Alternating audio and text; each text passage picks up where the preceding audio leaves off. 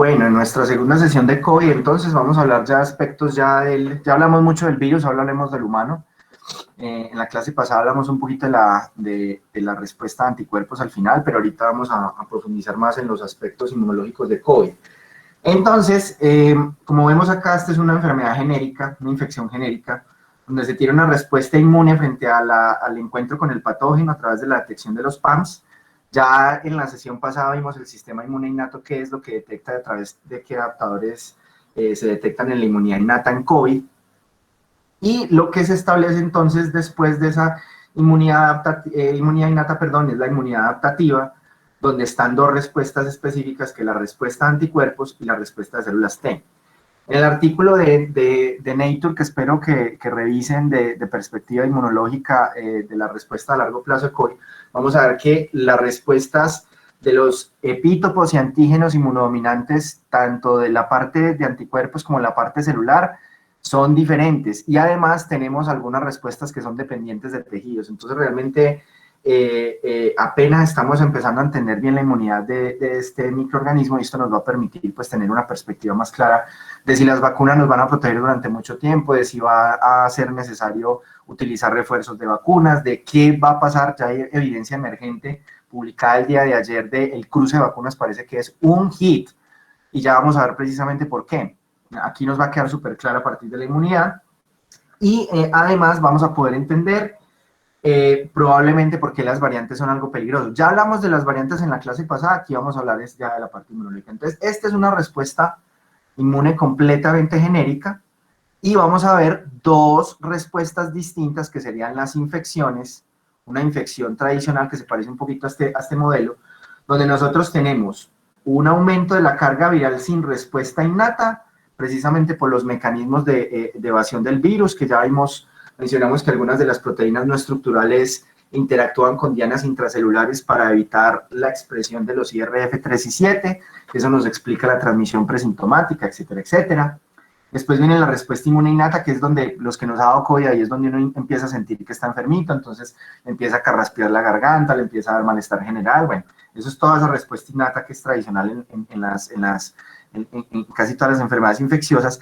Viene un aumento de la carga viral, pero a medida que aumenta esa carga viral, empiezan las respuestas adaptativas, tanto de anticuerpos como de células T, y este control definitivo es lo que hace que ya la carga viral disminuya en el cuerpo y finalmente tengamos una resolución del cuadro. Y pues obviamente si hay respuesta inmunológica de memoria, pues nos van a quedar estas células estas células productoras de anticuerpos y la inmunidad celular para responder frente a un nuevo reto infeccioso relacionado con el virus. ¿Qué pasa en los pacientes con enfermedad severa o en los subgrupos de enfermedad severa? Porque hay que recordar que hay pacientes que pueden tener este curso de enfermedad aparentemente leve, pero acuérdense que hay un crosstalk entre la inmunidad y la trombosis, en los mecanismos de hemostasia y trombosis, y en algunos pacientes, por ejemplo, puede ocurrir un SD de mitad de cerebro y acabaron con una enfermedad severa por COVID, pero no simplemente por el transcurrir del virus, sino por algunas de las reacciones sistémicas. Hay un paper de Nature en Rheumatology que les recomiendo mucho, de las relaciones entre estas respuestas inmunológicas y el timing de la aparición de ciertos cuadros curiosos que han aparecido en algunos pacientes. Entonces ya la enfermedad severa, que es en la neumonía, parece que vamos a estar hablando mucho de neumonía esta tarde. Les voy a traer a colación también un caso que me mostraron de la Universidad de Caldas, de un paciente que arranca con un diagnóstico claro de COVID y termina con un diagnóstico de cáncer metastásico pulmonar, para que veamos toda la cascada de cosas diagnósticas que se tienen que hacer, que no todo lo que llega a un servicio de urgencias es COVID, que recordar que también los pacientes les pueden dar neumonía y que además las neumonías son causadas por otros patógenos. En términos globales, cuando tenemos una infección severa por COVID, lo que ocurre es que no hay la capacidad de hacer una adecuada respuesta contra el virus. Ya sabemos que hay unos polimorfismos relacionados con todas las vías de señalización de la inmunidad innata antiviral. Esto nos explica además que el hecho de que estos genes estén en el cromosoma X nos explica más la severidad de nombres. Y esto es precisamente la respuesta. Tenemos una carga viral que no se controla en el tiempo, vemos una respuesta innata que no es capaz de subyugar y de permitir una activación adecuada del sistema inmune adaptativo, y lo que tenemos es una respuesta inflamatoria desmesurada, que se acompaña finalmente de daño orgánico, con algunos pacientes que presentan, entre comillas, una tormenta de citoquinas. Quiero ser muy enfático en esto, es que los niveles de citoquinas de los pacientes con COVID no se ha demostrado que sean tan elevados como en los síndromes hemofagocíticos, sino que se parece más bien al de una sepsis o incluso menor.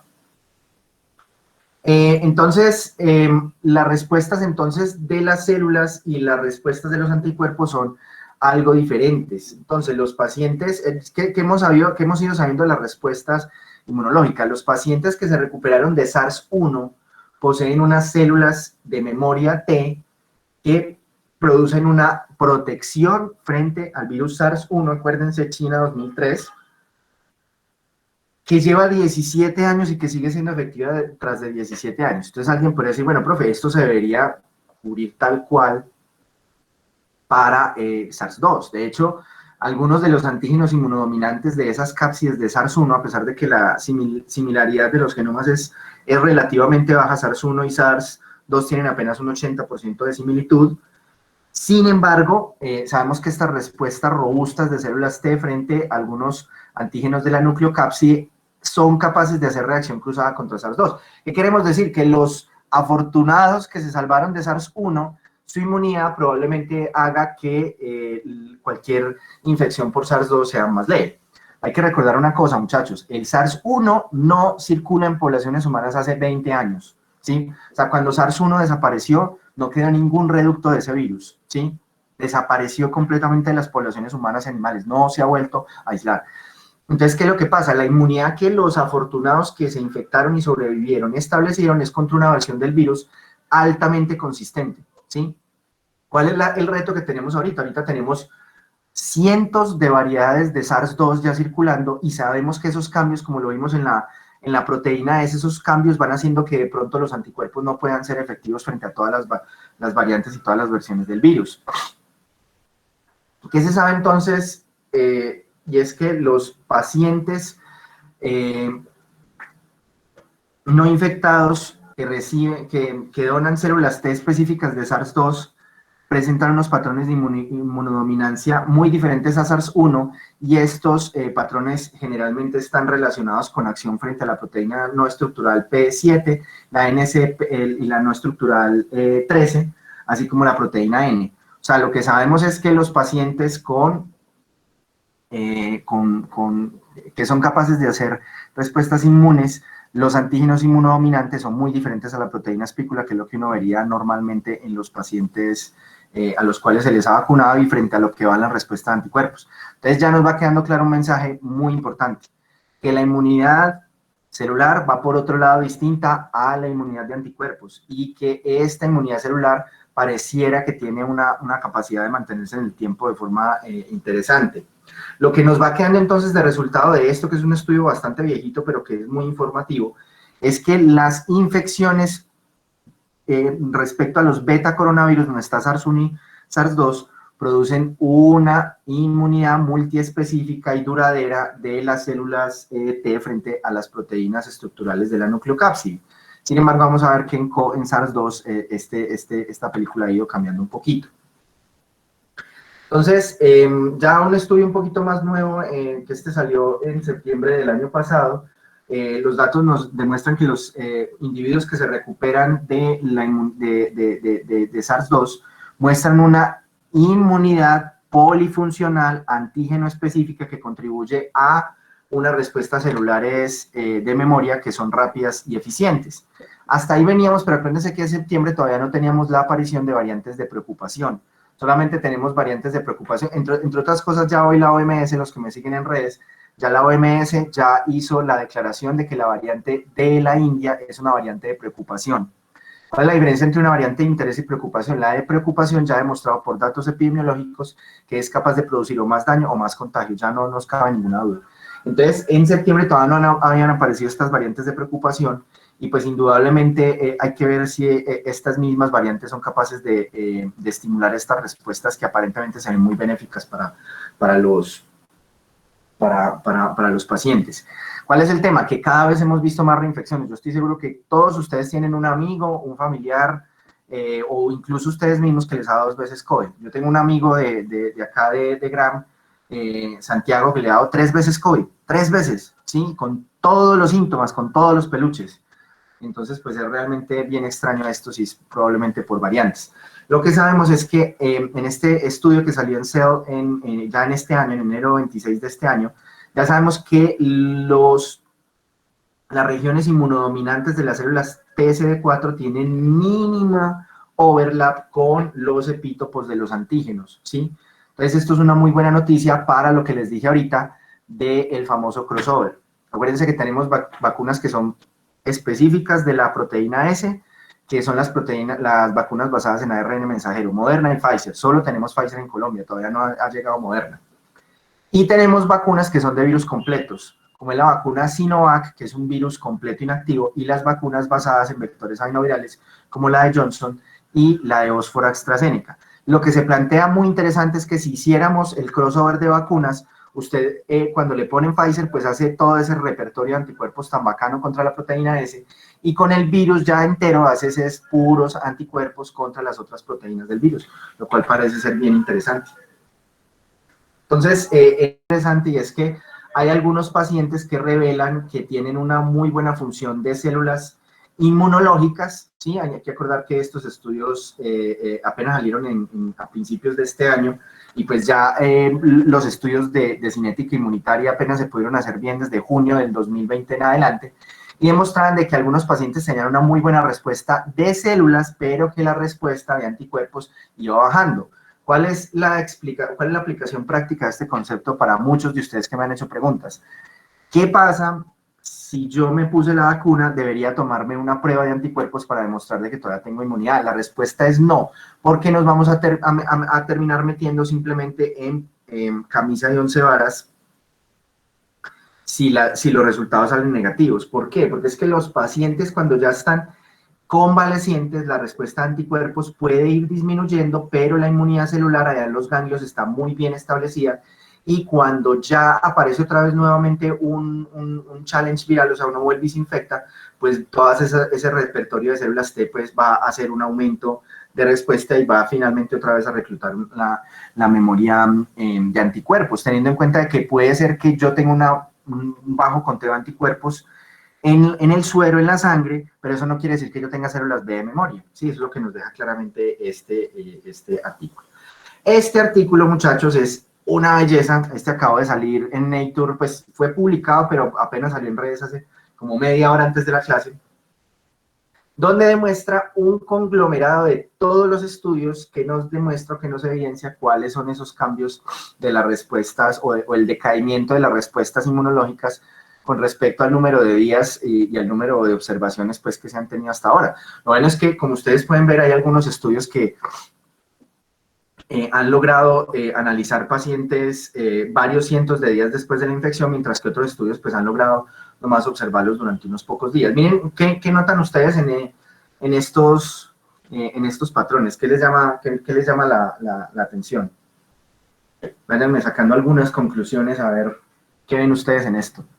Ojo que esto es lo último que se ha escrito en inmunidad, entonces esto ya va como recopilando todo lo que hablamos ahorita. Incluso muy chévere, esta gráfica es muy bacana porque incluso demuestra, está analizando incluso algunos preprints, miren que están metidos algunos preprints allí, pero yo creo que los resultados ya van mostrando una cierta consistencia. Entonces, primera conclusión grande es que no importa la vía de inmunidad, hay un decaimiento de la respuesta. Todas, exacto, muy bien, Sofi, todas van disminuyendo con el tiempo. Miren, los anticuerpos neutralizantes, la inmunoglobulina G, ¿sí? Que es la que va circulando en sangre, la inmunoglobulina A, súper importante la inmunoglobulina A, porque la inmunoglobulina A nos protege ¿en dónde, muchachos? Mucosas. ¿Y uno dónde se respira el virus? Pues por las mucosas, muy bien. Entonces, esta parte es absolutamente importante, pero quiero que analicen un tema bien chévere, y es que a pesar de que las cinéticas de los anticuerpos han ido disminuyendo, miren ustedes que las células de memoria, que para hacer obviamente estos estudios, esto es difícil. O sea, usted le puede tomar a un paciente unas inmunoglobulinas. Ojo, Valen, la pregunta que hace Valen es clave. No es que esto no pase, esto probablemente pasa en las otras enfermedades, sino que no nos damos cuenta. ¿Por qué no nos damos cuenta? Porque pasa lo siguiente. Usted, en no todas esas otras enfermedades, usted tiene tantos puntos de medición de las respuestas inmunes. Y una cosa es usted ver cómo decaen los misiles y otra cosa es usted ver si se establecen las células de memoria. Porque para yo hablar de células de memoria, que eso es una cosa que vamos a ver en la clase del jueves, vamos a ver que los linfocitos B tienen que tener unos clústeres de diferenciación, unos marcadores E, que yo digo, esto no es solamente un linfocito B, hay diferentes tipos de linfocito B. Está la célula plasmocítica, que es la que libera anticuerpos, y hay células B de memoria. Esas células B de memoria tienen unos CD específicos en membrana. Quiero que analicen esta gráfica. ¿Qué quiere decir esta gráfica acá, la que les estoy señalando, muchachos? ¿Qué quiere decir esto? Exacto, las células de memoria van aumentando, se va perdiendo la secreción de anticuerpos porque los últimos linfocitos B que hayan quedado vivos van haciendo apoptosis y van muriendo. Y van quedando los linfocitos B, acuérdense que esos linfocitos van haciendo homing en los diferentes ganglios linfáticos. Entonces, al ir haciendo homing en los ganglios linfáticos, se van estableciendo, pero miren que la población se mantiene en el tiempo. Entonces, claro, cuando uno le vuelve a aparecer otro maldito SARS-2, pues usted va a volver a hacer una memoria. Entonces, ¿cuál es mi reflexión con esto? Si solamente tuviéramos una variante del virus, uno podría decir ya quedamos protegidos, que fue lo que nos enseñó la inmunidad basada en SARS-1, ¿sí? Pero como tenemos unas nuevas variantes, esas nuevas variantes pueden ir, a pesar de que tengamos células B que produzcan anticuerpos, esos anticuerpos ya no son efectivos contra las variantes, por eso es que probablemente tengamos que analizar esa parte. Y ya hablando sobre la comparación de la cinética de los anticuerpos, miren ustedes cómo, aquí está muy bonito porque está SARS-1, SARS-2, ¿sí? Y los coronavirus humanos silvestres, ¿sí? Que si no fuera por SARS-1 y SARS-2, no, los coronavirus en mi clase de inmunidad, en mi clase de microbiología serían simplemente un pegón en una tabla. Como así hay coronavirus, los detecta el FilmArray, algunos inmunodeprimidos les da neumonía, que de malas, punto, ¿sí? Y miren ustedes cómo la cinética sigue siendo muy consistente. Miren ustedes la disminución de la inmunidad en toda esa edad. Sí, apenas obviamente llevamos en términos de máxima respuesta de anticuerpos neutralizantes, pues apenas llevamos unos poquitos días de observación.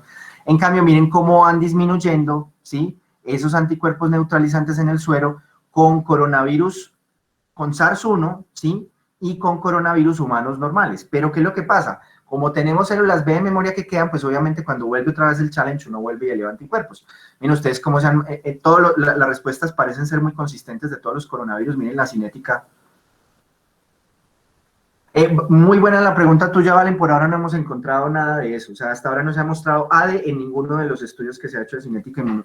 Yo tengo un susto, y se los confieso aquí entre nos, es que aparezca un día una variante de preocupación que cause fenómeno ADE. O sea, que digan, uy, apareció esta variante, tiene estas mutaciones, y entonces cuando usted hace respuesta inmune, los anticuerpos que usted tiene por su vacuna captan ese virus y le da más neumonía. Eso sería la recontra mega puta cagada, pero no veo ninguna explicación para que eso ocurra, porque hasta ahora no ha habido ninguna variante que demuestre eso. Eso era una gran preocupación al inicio del diseño de la vacuna, y por eso se demoraron 20 años, que era producir una inmunidad, una neumonitis por anticuerpos, por autoanticuerpos, o el fenómeno ADE.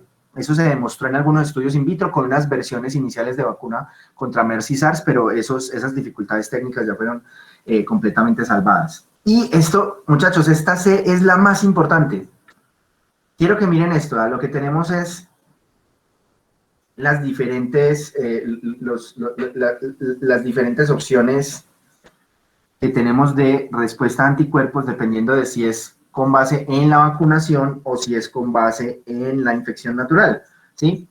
Como vemos, las infecciones naturales mantienen los anticuerpos neutralizantes, ¿sí? Mayor en el tiempo. ¿Por qué probablemente es esto? Porque acuérdense que la infección natural produce muchos anticuerpos contra diferentes epítopos, no solamente contra la proteína S. Entonces, no estamos diciendo que la respuesta de la vacuna sea peor, no, simplemente estamos diciendo de que esos anticuerpos neutralizantes van disminuyendo más en el tiempo, pero probablemente las células de memoria van a mantener el tema allí, pues va a haber una respuesta adecuada sin ningún problema. Ahora sobre las reinfecciones, ¿cuál es el posible control inmune sobre las reinfecciones? Entonces, cuando yo tengo la respuesta fresquita, ¿sí? Una respuesta temprana, yo tengo todavía la respuesta, o sea, como yo, por ejemplo, si en este momento a mí me estornuda alguien en la cara, probablemente no me va a hacer nada, ¿cierto? ¿Por qué? Porque nosotros tenemos, en este momento los que estamos infectados o con la respuesta pues de anticuerpos lista, todos los anticuerpos cuando lleguen ahí vimos que hay inmunoglobulina A, entonces en la mucosa va a haber una neutralización completa de esto, ¿sí? Ya a medida que va aumentando el tiempo y que van decayendo esas respuestas inmunes, entonces ya puede haber un control parcial, ¿sí? De ahí en el momento de la mucosa, y si ya se da la infección, va a haber un crecimiento bloqueado a través ya de las respuestas ya celulares, mediadas por anticuerpos y de los anticuerpos ya a nivel de dentro del cuerpo, que es la inmunoglobulina G, ¿sí? Y ya finalmente, cuando haya un decaimiento mayor de la respuesta, pues ya probablemente haya niveles indetectables de inmunoglobulina en las mucosas, el crecimiento del virus dentro del cuerpo ha sido enlentecido y hay un control temprano. Hasta aquí hablamos de infección. Si se llega a dar una sintomatología nueva, como es en el caso de nuestro compañero de Santi, ha tenido un control temprano y por eso no se nos ha muerto de COVID. A ver, ¿qué nos dice Sofía aquí? Dice, profe, no me queda muy claro, porque tenía entendido que las inmunoglobulinas G y M son receptores de linfocitos B, hacen cero conversión y quedan de memoria.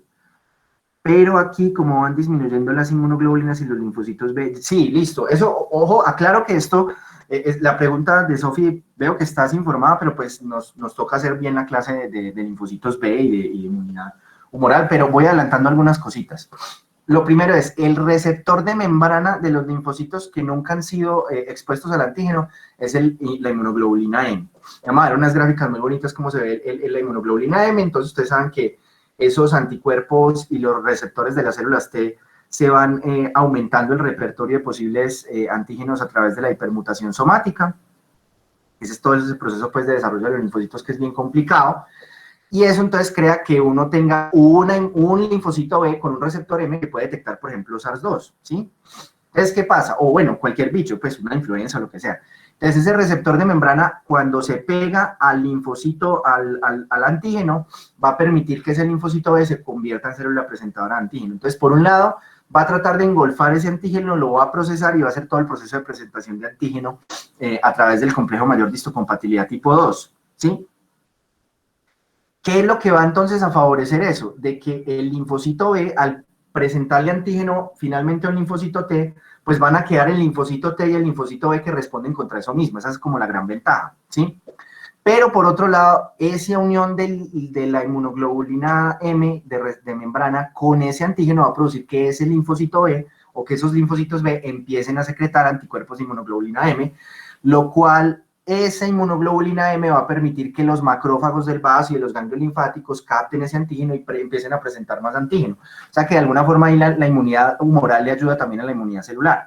Ahora bien, uno tiene una respuesta a anticuerpos, entonces si hay realmente un antígeno que vale la pena hacer memoria, entonces va a haber cambio de isotipo. El linfocito B se convierte en presentador de antígeno y al hacer esta interacción entre el linfocito B y el linfocito T va a haber cambio de isotipo. Entonces ya se van a generar de la inmunoglobulina M, van a terminar finalmente generándose la inmunoglobulina G y la inmunoglobulina A, una para las mucosas y otra para la sangre. Listo. Entonces, ¿qué pasa? Después de la estimulación antigénica, cuando uno logró controlar COVID, las células B que no se hayan vuelto de memoria se van muriendo, van haciendo apoptosis. Es lo normal, nosotros necesitamos esos recursos. Y por eso es que va cayendo la cantidad de inmunoglobulina M que uno va detectando en sangre. Ahora bien, los linfocitos B de memoria, ¿sí? Ellos se van localizando, van aumentando ese pool de linfocitos de memoria y ellos se van quedando guardaditos en los ganglios linfáticos. Ellos pueden no secretar anticuerpos y por eso es que no las detectamos. ¿Ahí me entendiste, Sofía? Respondí tu pregunta. Vale, nos pregunta, profe, ¿reforzar la vacuna nos podría ayudar a ser inmunes? Sí, esos son los escenarios que vamos a ver, porque probablemente nos enfrentemos a algo muy parecido a lo que ocurre con influenza, que cada año nos toque chuzarnos. Lo que pasa es que como influenza produce tanta recombinación a nivel del splicing alternativo, realmente la recombinación es tan alta que sí hay que estar actualizando porque casi que va a salir una influenza nueva cada año. Lo que pasa es que se comporta como una influenza estacional y no produce el daño de una influenza pandémica. Que eso es lo que estamos esperando con la gripe porcina, vamos a ser muy honestos. Esas gripes aviares y porcinas, que no recuerdo si son H6N8, H3N8, no recuerdo en este momento la codificación de esas influencias nuevas. O sea, ahí se está esperando que ahí pueda emerger una pandemia. Mañana o el lunes próximo les explicaré un poquito de eso. Entonces, ¿cuál es el miedo de pronto, por ejemplo, con una variante de interés? ¿Sí? Una variante de preocupación, perdón, una variante ya de escape, o sea, que ya sea muy diferente esa proteína S. Le entró usted la nueva versión del virus, no hubo nada de control inicial en la mucosa, no hubo nada de control inicial de la replicación, hubo una buena respuesta de la célula replicando el virus, ya hay un control demorado y ya vamos a tener entonces una inmunidad baja, una detección alta del patógeno en las mucosas y en los tejidos del paciente, perdón, una enfermedad ya moderada y de pronto ya un riesgo de transmisión. Y bueno, o sea, la franja de abajo es la suma de todos los miedos. Pero lo que vamos a ver es que la mayoría de nosotros nos vamos a comportar en las 3 primeras escalas. O hacemos una respuesta completa desde las mucosas, o alcanza uno a sentir una carrasperita y de pronto le sale un ganglio y uno dice, ¿qué pasó? No fue que su inmunidad logró controlar la cosa, o de pronto, como ha sido el caso de nuestro compañero, le da COVID varias veces, pero de forma leve. Esperemos que siempre siga siendo así. Entonces, ahora sí, para contestar un poquito la pregunta de cuánto nos vamos a tener que vacunar, tenemos posibles escenarios, ¿sí? Las respuestas inmunes que siguen a la infección natural no solamente están dirigidas a múltiples proteínas virales, sino que también inducen respuestas inmunes que son localizadas dependiendo de tejidos. Entonces uno tiene una respuesta específica en el tracto respiratorio superior y en el tracto respiratorio inferior, por ejemplo. Entonces ahí es lo que precisamente se ve aquí. Entonces, miren esto lo interesante. Cuando yo tengo una infección natural, ¿sí? Cuando yo tengo una infección natural, yo voy teniendo entonces una infección por anticuerpos no específica para la proteína espícula, sino para otra serie de antígenos inmunodominantes. Y también desarrollo unos anticuerpos específicos para la proteína espícula. Entonces, ¿qué es lo que pasa con los dos esquemas de vacunación? Tenemos respuesta cuando tenemos unos virus completos, sea virus inactivos o sea virus adenovirus recombinantes, vamos a tener entonces anticuerpos contra antígenos diversos de la cápside y de otras partes y anticuerpos de la proteína espícula. Mientras que cuando hablamos de la inmunidad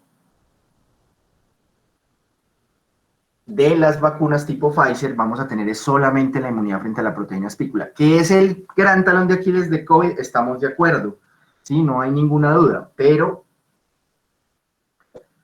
desafortunadamente hay algunas respuestas o pueden haber algunas de estas variantes que se nos pueden escapar pues de este proceso. Entonces, las respuestas inmunes inducidas tanto por la infección natural como la vacunación van a producir una respuesta a corto plazo muy robusta para todas las variantes que sean homólogas. La protección clínica que observamos va a incluir las contribuciones de la respuesta inmune específica contra la proteína espícula y contra otras regiones del virus, ¿sí? ¿Cuál es la contribución de la inmunidad frente a una otra? Eso todavía no se sabe, eso es una pregunta de investigación muy interesante. O sea, si yo tengo inmunidad contra otros antígenos y la proteína espícula, de esa inmunidad que evita que yo me reinfecte, ¿cuánto es de un lado, cuánto es del otro? Por otro lado, comparando el control inmunológico del SARS-2 frente ya a las variantes que siguen a la infección o a la vacunación, ya entonces vamos a poder ir encontrando cuál es la importancia relativa de una de estas inmunidades de forma específica, tanto a los tejidos, o si es una respuesta específica de anticuerpos o de células T. Entonces, por ejemplo, si el control inmunológico es mediado por anticuerpos neutralizantes frente a la proteína espícula y las mutaciones de la proteína espícula van haciendo que la proteína de anticuerpos de la respuesta de anticuerpos se vaya afectando, habría que saber si el resto de las respuestas frente a los antígenos que no son de la proteína espícula podrían lograr, por ejemplo, una inmunidad y un control de esto manteniendo una inmunidad frente a las variantes, ¿sí? Entonces, aquí es donde vemos diferentes escenarios, ¿sí? Aquí tenemos todos los virus que sean muy parecidos a la versión original del virus, ¿sí? Entonces, lo que vemos es que hay 3 posibilidades de opciones. Por ejemplo, yo que tuve infección, yo debo tener un repertorio del hijo de puta anticuerpos contra la N, contra la S, contra la E, contra antígenos N no estructurales, ¿cierto? Los pacientes que se vacunaron con virus completo tienen anticuerpos contra una cosa y contra la otra, y los pacientes con solo el chuzón de Pfizer tienen anticuerpos contra esa proteína espícula. Entonces, ¿cuáles son las posibilidades de control aquí? Una es que cuando aparezcan variantes de preocupación, esa inmunidad que tenemos los que interactuamos con el virus completo puede que no nos proteja la parte de la vacuna Pfizer, sino que nos proteja los otros componentes. Ahora hacen una pregunta bien interesante. ¿Por qué las personas vacunadas con Pfizer se están contagiando? Porque hasta ahora no tenemos ninguna vacuna que sea de protección completa, ¿sí? Que produzca el 100% de inmunidad. Sabemos que son protecciones inmunitarias cercanas al 100%, específicamente de enfermedad grave. O sea, esos anticuerpos, me devuelvo acá, lo que te hacen es que o no haya ingreso a la mucosa, o haya un crecimiento bloqueado, o haya un crecimiento completamente enlentecido, que permite una respuesta de control temprano. Porque acuérdense que si el virus empieza a crecer de forma descontrolada, es donde vienen esos problemas de toxicidad del virus, de trombosis y de hiperinflamación, que llevan finalmente a la muerte de los pacientes. Es que lo que pasa, ¿por qué la vacuna de Pfizer ha resultado tan efectiva? Porque es que se pega justo, le está pegando, está enfocando toda la inmunidad frente a la llave que permite la entrada al cuerpo. Entonces, nos hace una pregunta muy chévere, Sofi Cárdenas, y es lo siguiente: profe, entonces en ese sentido, ¿no sería mejor las vacunas de virus completo? Yo les diría, no, muchachos, la mejor respuesta inmunológica, con base en lo que estamos viendo, que son las últimas evidencias inmunológicas sobre este rollo, es que deberíamos hacer vacunaciones cruzadas. O sea, me explico: tener por lo menos una dosis de una de las vacunas ARN mensajero contra la proteína espícula y habernos expuesto contra un virus completo, o sea, por inmunidad, a los de malas que nos dio COVID, o sea, por exposición natural al virus, o cualquiera de las versiones de vacunas de virus completo, ¿sí? Esto refuerza aún más la importancia de que haya todo tipo de vacunas circulando en nuestro medio. O sea, muy chévere que haya Sinovac, muy chévere que haya Oxford, obviamente seleccionando a los pacientes que tenemos mucha más seguridad, y obviamente a propósito de estas vacunas de Pfizer que protegen contra la proteína espícula. Sí, claro, pero apuesto que está, ojo, la pregunta que hace Valen es: hay un caso de una persona vacunada con Pfizer que se contagió a toda la familia, además tiene síntomas como la persona que no se vacunó. Entre la dosis de Pfizer hasta que le dio COVID, ¿cuánto tiempo pasó? Y apuesto que es un paciente que tiene una sola dosis. Y con toda seguridad que si tiene una sola dosis de Pfizer y le dio, sí, las dos dosis, ¿y al cuánto tiempo le dio? O sea, a las 3 semanas de la segunda dosis. Entonces la respuesta, muchachos, ya se las había dicho. A este paciente le tuvo que haber dado, me perdonan que me devuelva, pero pues para que vean que no les hablo caca, devolvámonos. Para eso está este valioso preprint y ustedes me van a contestar qué fue lo que le dio, qué fue lo que le pasó. El paciente apuesta que es de Manizales, y qué es lo que está circulando en Manizales, la variante inglesa.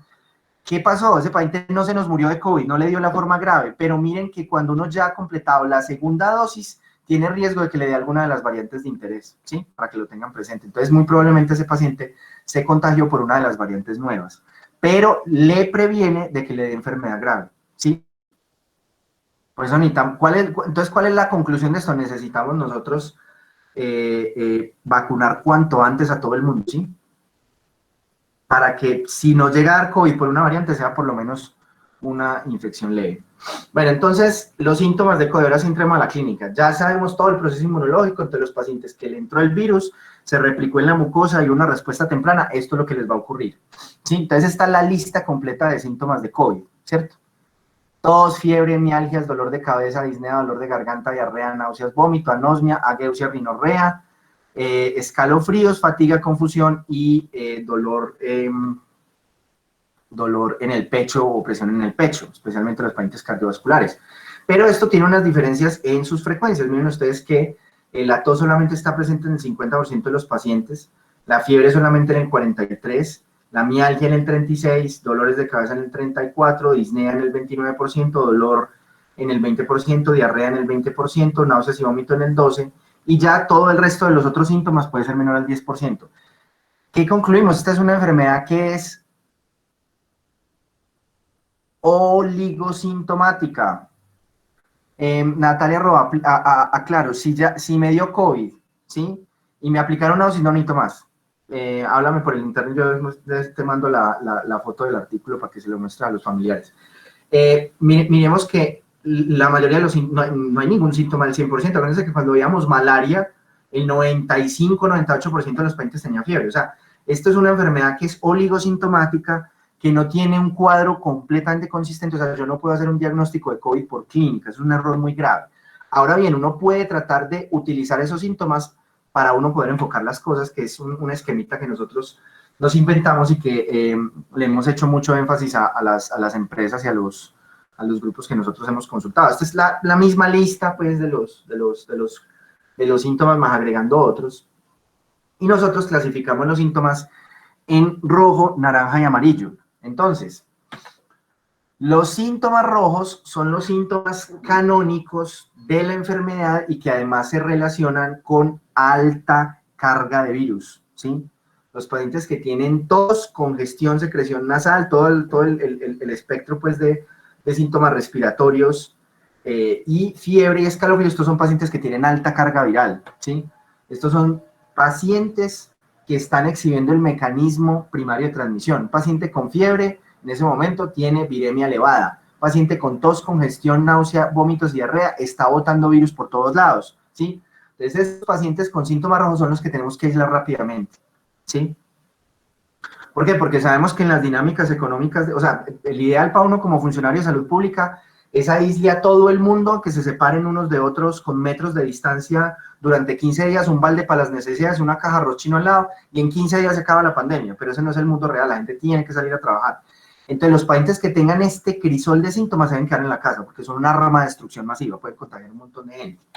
Los otros, que son los síntomas en naranja, son síntomas, entre comillas, muy específicos de COVID, que es una cosa que nosotros hemos dicho en nuestras capacitaciones hasta el hartazgo, ad nauseam. Lo primero es, ningún virus respiratorio ni ninguna enfermedad común nos produce una nueva pérdida de peso, una pérdida de sabor u olor. No hay ni virus sincitial respiratorio, ni rinovirus, ni influenza, nadie produce eso. Entonces, si nosotros tenemos un paciente con cualquiera de esos síntomas, pero además una pérdida de olor, póngale la firma que debe ser COVID porque estamos enfrentados a la pandemia, o sea, lo más frecuente, lo que hay más en nuestro medio. O sea, en este momento, el 90% de los pacientes que tienen síntomas respiratorios tienen COVID y un 10% tendrá otro virus chimbo, ¿cierto?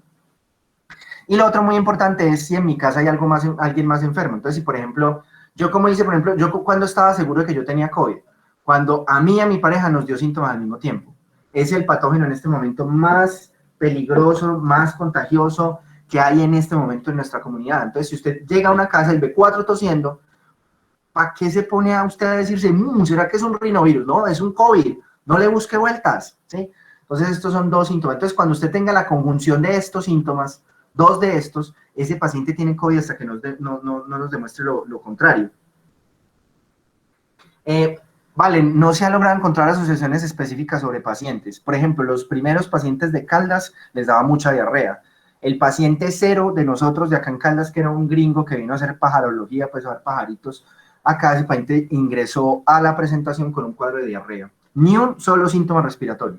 Pero por el hecho de que era gringo, que había venido, le metieron el hisopo y tenga COVID. Y ya los otros síntomas son síntomas que están en la mitad de la medicina interna y que tienen otras posibles explicaciones. Entonces, cuando tengamos ya conjunciones de varios de estos síntomas, ahí es donde uno, entonces, por ejemplo, uno tiene un paciente que tiene fatiga, dolores musculares y dolor de garganta, pues ya tiene 3 síntomas, tiene COVID hasta que no se demuestre lo contrario. Pero a ojo que estos síntomas son más específicos y además hablan de la peligrosidad de ese paciente con respecto a su comunidad, ¿sí? A su familia y a otros. Entonces hay que recordar que los pacientes que vienen con fiebre pueden tener un montón de cosas, ¿sí? Entonces, si a mí me llega un paciente con fiebre al servicio de urgencias ahora que estamos en pandemia, hay que considerar SARS-2. Entonces hay que hacer prueba de antígeno, RT-PCR. Ahorita vamos a ver el algoritmo. Uno puede arrancar ahí en el servicio de urgencias con una prueba de antígeno rápido porque esto me resuelve. Pero la prueba de antígeno tiene muy mala sensibilidad. Ahorita vamos a hablar de eso. Y esa prueba entonces, con una muy baja sensibilidad, pues obviamente me va si sale un resultado negativo, no me descarta la patología. Por eso lo ideal es hacer las 2 pruebas en caso de que el antígeno salga negativo. Ya vamos a hablar de eso. Y si el paciente viene con fiebre y no tengo pruebas, las pruebas salieron negativas, yo ya le tengo que preguntar a ese paciente la pregunta más importante en medicina tropical y en el paciente febril, que cuál es ese escenario. Siempre preguntar dónde estuvo el paciente. Entonces, si el paciente estuvo de viaje, hay que considerar malaria, dengue y otros arbovirus, enfermedad de Chagas aguda, que la vamos a ver la otra semana, leptospirosis, hantavirus, que eso no hay por acá, y enfermedad transmitida por garrapatas, que es más bien exótica y extraña. Solamente tenemos Rickettsia rickettsii o tifo murino, que también hemos mencionado algunas cositas cuando hablamos de vectores. ¿sí? Entonces, siempre hay que tratar de considerar, y pues obviamente uno ya va haciendo. Entonces, SARS nos salió negativo en puente con fiebre, hay que pedirle gota gruesa, hay que pedirle antígeno NS1, pedir extendido de sangre periférica, pedir anticuerpo contra leptospira, y ya eso es lo que habría que hacer. Ojo, pregunta de examen, ¿cuáles son las pruebas que queríamos mandar para el paciente febril que viene del monte, que puede ser cualquiera de estas cosas? Gota gruesa, extendido de sangre periférica, antígeno NS1 para dengue, y inmunoglobulina M para leptospirosis. ¿Listo? Ahí les dije una pregunta al examen. Entonces, para recordar que tenemos el Consenso Colombiano de Atención, Diagnóstico y Manejo de la Infección por SARS-CoV-2 en establecimientos de atención en salud de nuestra querida Asociación Colombiana de Infectología, a la cual hago parte. El comité estuvo reunido trabajando durante 4 meses, y realmente la guía colombiana es la más chimba de Latinoamérica. Change My Mind, ¿sí? Dicho por mucha gente, la más completa, la mejor enfocada para clínicos. Es un mamotreto de 500 páginas, pero están todas las preguntas de COVID que usted se pueda imaginar. Desde si sirve la ivermectina hasta cuándo mandar antibiótico en el paciente con coronavirus. Entonces, ¿cuál es la evaluación en el paciente que tiene una sospecha de COVID primaria? Entonces, cuando un paciente presenta los síntomas de COVID sin signos de alarma y no es población de riesgo, se debe contactar con su EPS, y ahí se le hace el proceso de acuerdo a la EPS. Más o menos, ¿qué es eso? ¿Qué es el proceso de cuidado o atención, o la cascada de atención de cuidado en COVID-19? Entonces, primero, que el paciente aprenda la autoevaluación, saber los signos de alarma. Para nosotros jóvenes, saber la dificultad respiratoria, saber cualquier signo o síntoma emergente de una trombosis, bueno, etcétera. Y los pacientes de alto riesgo cardiovascular, el ideal es que puedan monitorearse la oximetría en la casa, porque muchas veces los pacientes se les cae la oximetría y después ya empiezan a presentar disnea, ¿sí? Era lo que se hablaba de las famosas hipoxias silenciosas en COVID. Entonces, por eso es muy bueno que los pacientes sepan los signos de alarma y mantengan la oximetría allá. Entonces, lo que se hace con ellos es a través, en su EAPB, en su EPS, deben hacer una evaluación o seguimiento a través de telesalud. Entonces, a través de chats, a través de videollamada, a través de llamada telefónica, se va monitoreando al paciente, ¿sí? Cuando ya hay pacientes de alto riesgo o son muchos pacientes comprometidos en una casa, ahí sí amerita hacer la prueba de COVID, ¿sí? Entonces, lo que se hace es que ya se les manda, entonces la EPS puede definir, les manda que les hagan la prueba, si es solamente un paciente, o le dice, no, simplemente aíslate hasta que se acaben los síntomas más 3 días, y se acaba como si fueran una gripa común y corriente. Las EPS realmente pues no es que sigan esos lineamientos a rajatabla. Y cuando el paciente ya empieza a presentar alguno de los signos de alarma que ya vamos a ver, ahí el ideal es hacer los paraclínicos en casa más la prueba de COVID, ¿sí? O sea, si un paciente joven que simplemente tiene rinorrea, que tiene un poquito de tos y de diarrea, simplemente se debe quedar en la casa y hacer las actividades por tele. Pero ya cuando empieza a presentar signos de alarma, entonces ya hay que ir a la casa, se le hace la prueba de COVID y se le toman los paraclínicos. Es distinto en el paciente ya adulto mayor, con todos los factores de riesgo. A ese paciente hay que irle a hacer la prueba, por lo menos de COVID, y seguirle haciendo los signos de alarma de oximetría en casa, ¿sí? Y ya si cualquiera de estas cosas se altera, ya empieza la cascada de atención hospitalaria. Eso no me lo invento yo, está acá en el consenso, donde tenemos precisamente todo eso. Se hace atención inicial telefónica a cargo del enfermero técnico de APH con entrenamiento en COVID, se aplica el cuestionario sobre síntomas, nexos epidemiológicos, se hace entonces la resolución del paciente y pues se mira ya la parte pues de nexo epidemiológico, y si no hay riesgo se deja ahí quietecito. Ya si se encuentra que es un paciente sintomático que requiere ya telemedicina, ya no lo puede hacer, por ejemplo, uno de nuestros muchachos nosotros en algún punto hicimos esto, no era alguien de APH, sino los chicos de Gram, a los que los pacientes se conectaban, se les hacía un análisis pues de dudas y de nexo epidemiológico, y si ya se veía que era un paciente sintomático, ya pasaba a telemedicina, ya lo atendía un médico. Entonces ya si es un paciente asintomático, se determinan los nexos, si es contacto estrecho, ya se mira el tema de vigilancia, aislamiento y las recomendaciones de aislamiento en casa.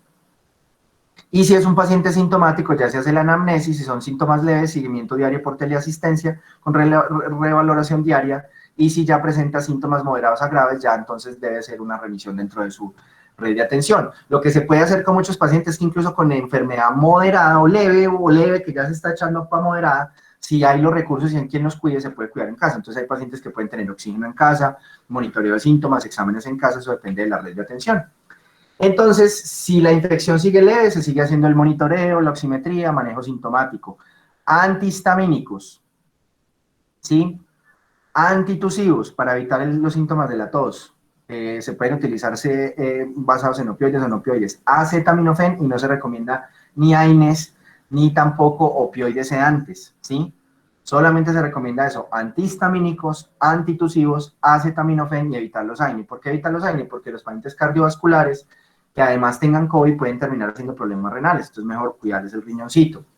Monitoreo de contactos, advertir a la EPS, medidas de aislamiento seguras y lo que se debe evitar a toda costa, no dar antibióticos si no los medica el médico, no dar ivermectina, no dar acitromicina, no dar cloroquina, no dar colchicina. Pueden revisar las 120 páginas de evidencia que hay en la guía COVID. Por favor, no hay ninguna evidencia del uso de estos medicamentos. ¿Listo?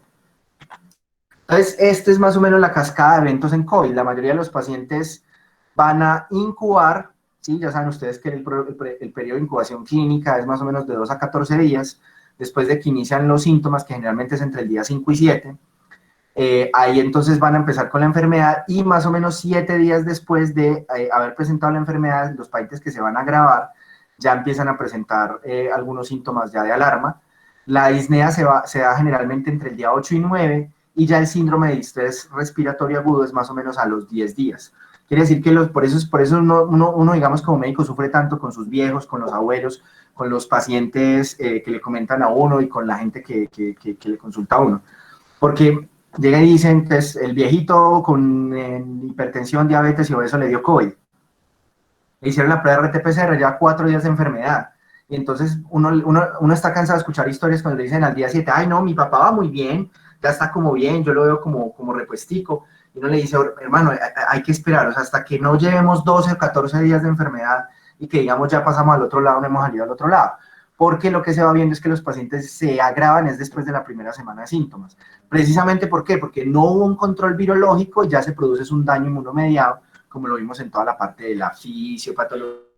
Eso nos explica entonces la cascada de COVID aquí, donde tenemos más o menos entre un 3 a un 8% de pacientes que tienen enfermedad severa, un más o menos 10% de pacientes que pueden tener enfermedad pues que no amerita ventilación mecánica, pero que podríamos considerar con posibilidad de hospitalización, y ya los pacientes que pueden ser tratados en la casa, que son los pacientes con síntomas leves y los asintomáticos, que son los que mantienen el contagio como tal.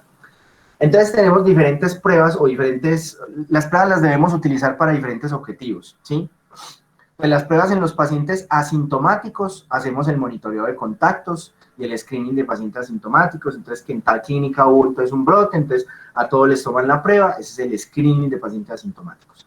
Después tenemos el uso de pruebas en el paciente asintomático, en el paciente con síntomas, que es para mirar pacientes con síntomas atípicos, mirar si tienen COVID, ¿sí?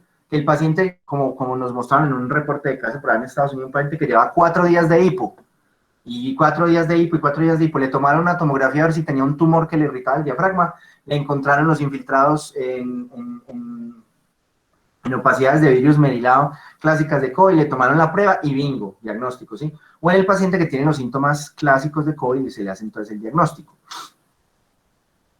También puede servir para las decisiones de tomar, de iniciar tratamientos específicos, en el caso, por ejemplo, del uso de los paneles, por ejemplo, para detectar coinfecciones bacterianas y poder hacer entonces tratamientos antibióticos. Y lo que se utilizaba antes era saber los pacientes que ya se podían sacar de aislamiento, que esto fue un error muy grave, porque eran pacientes que seguían botando partículas virales, pero completamente inactivas, ¿sí? Hay que recordar que desde los 2 días antes del inicio de los síntomas, en el momento del inicio de los síntomas, la probabilidad de aislar el virus a través de una RT-PCR o una prueba de antígeno va disminuyendo en el tiempo. Esto tienen que tenerlo muy claro, muchachos, el porcentaje de falsos negativos con una prueba de hisopado bien tomada, ese porcentaje de falsos negativos puede ser entre el 10 y el 15%. Y el porcentaje de falsos negativos de los pacientes con prueba de antígeno puede llegar hasta el 30%, ¿sí? Y hemos hablado hasta el hartazgo en nuestras clases que esas pruebas con sensibilidades menores al 90%, si sigue habiendo una probabilidad muy alta de la patología, uno la tiene que seguir sospechando.